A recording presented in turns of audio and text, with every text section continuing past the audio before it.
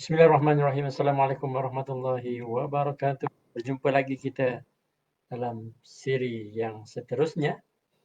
Kita bertemu untuk topik ataupun siri yang ke-19. 19, insya-Allah. Alhamdulillah tuan-tuan dan puan. Teruskan selamat berpuasa. Apa khabar tuan-tuan dan puan yang sudi ikuti ilmu bercakap ke pentas Kelab Pidato Perdana Antarabangsa. Kali ini kita nak bincangkan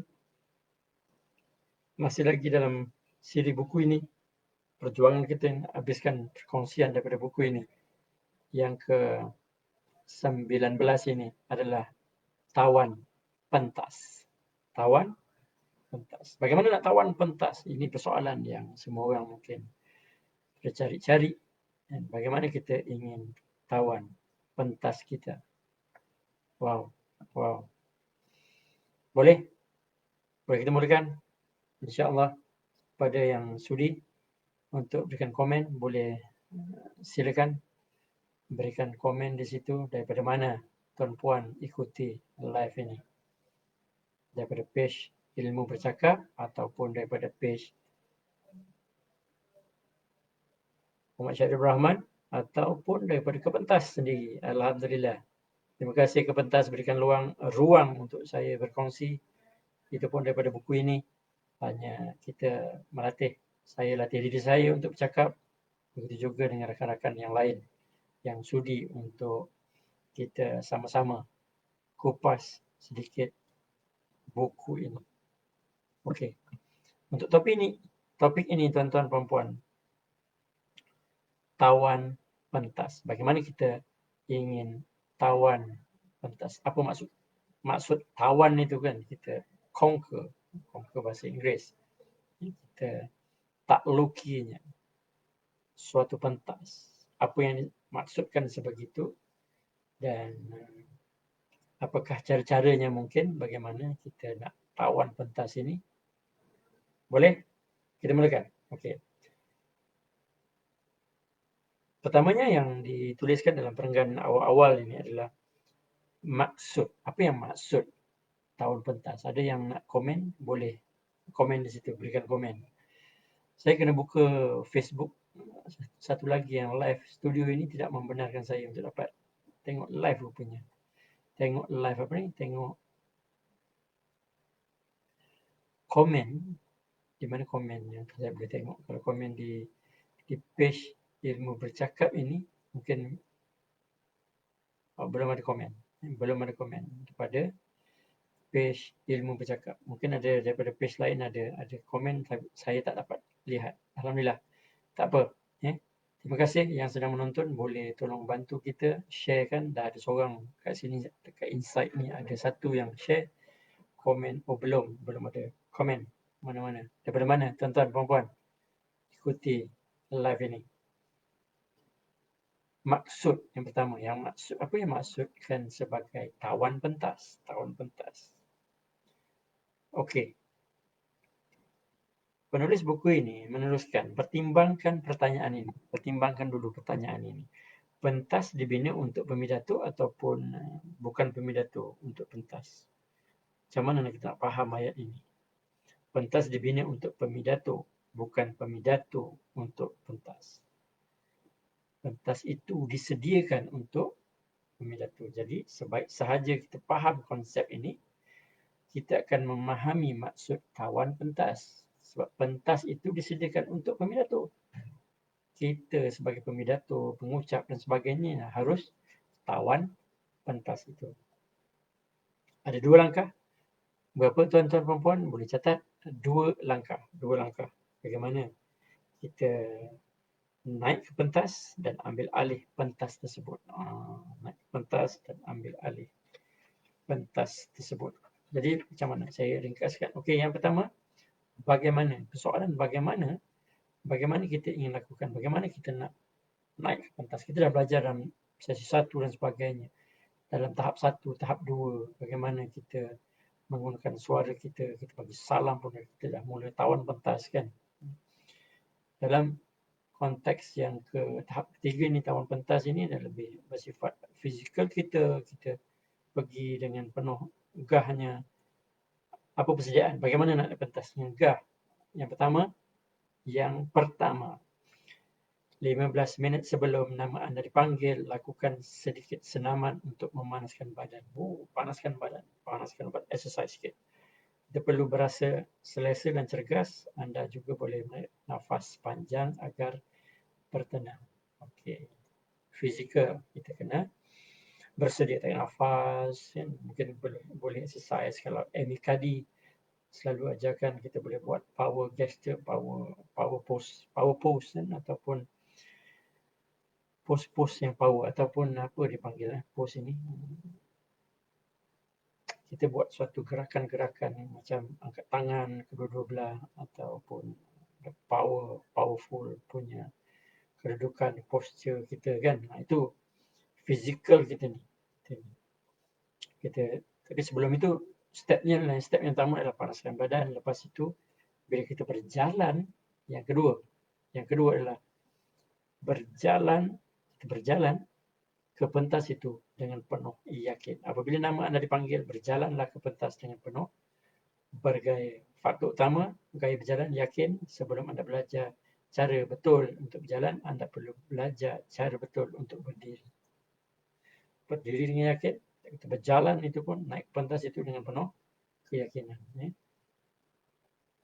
Cara berdiri nanti kita, ini panjang lebar untuk diceritakan kat sini.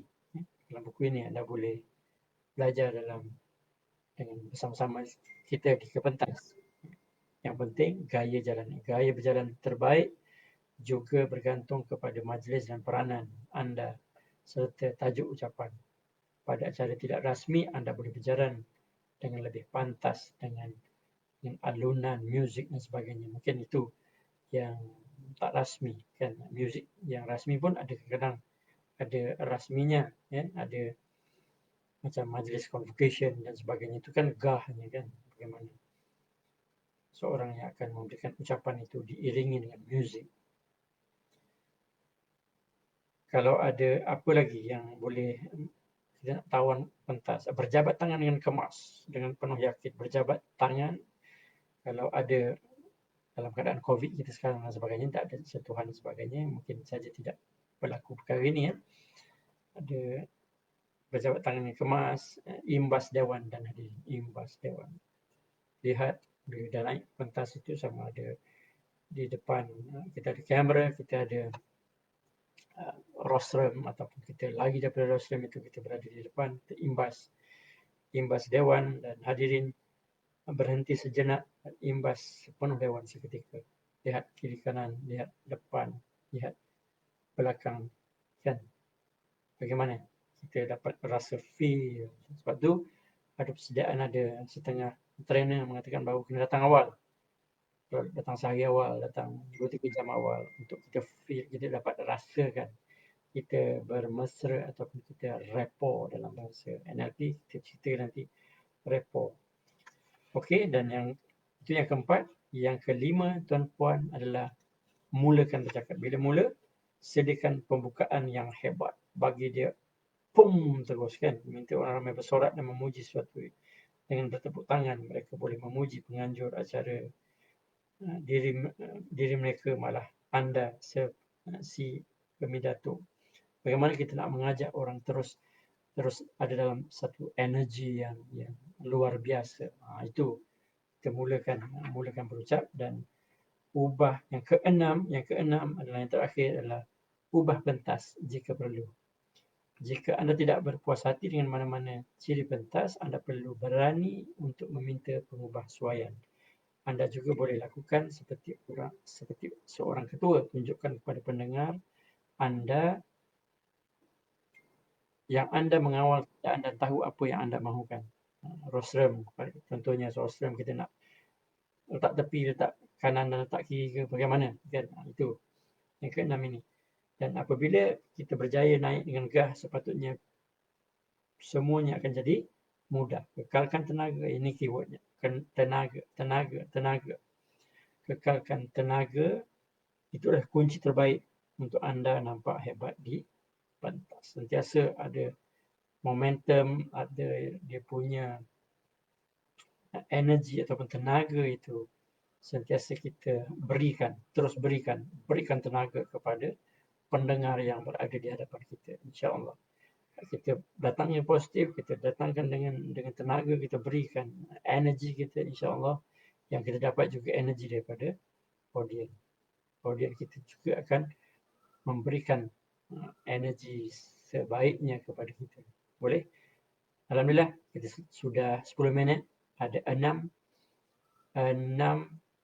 kaedah-kaedah ringkas yang dibicarakan dalam buku ini. Yang pertama, kita ulang sedikit sebagai rumusan, secara keseluruhannya. Okay? Untuk tawan pentas, panaskan badan, kita bersedia physically, mentally, berjalan dengan yakin, kita berdiri dengan yakin, dengan gaya yang hebat. Berjabat tangan dengan kemas, imbas dewan dan hadirin. Kita mulakan bercakap dengan penuh tenaga, dan akhir sekali, kita ubah pentas jika perlu. Dan di atas pentas itu, gunakan ruang sepenuhnya. Ruang pentas yang ada, cuba dekati pendengar, mendapatkan lebih pengaruh daripada mereka. Alhamdulillah. Seberingkas. Moga-moga 6 teknik mudah ini yang dibicarakan dalam buku anda bisa berbicara. Tuan-tuan puan-puan boleh sahaja rujuk dengan rujukan-rujukan yang lain juga. Untuk kali ini, untuk daripada buku ini, itu yang saya kupaskan daripada buku. Tak panjang-panjang, kita ringkaskan saja.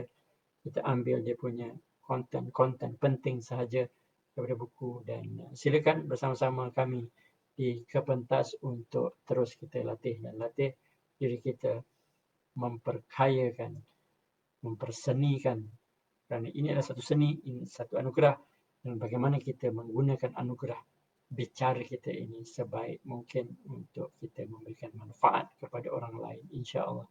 Terima kasih terus mungkin share video ini, lihat semula apa yang 6 yang telah kita bicarakan dan kita berlatih bersama-sama.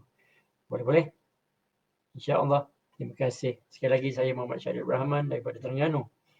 Daripada Kepentas Kuala Terengganu.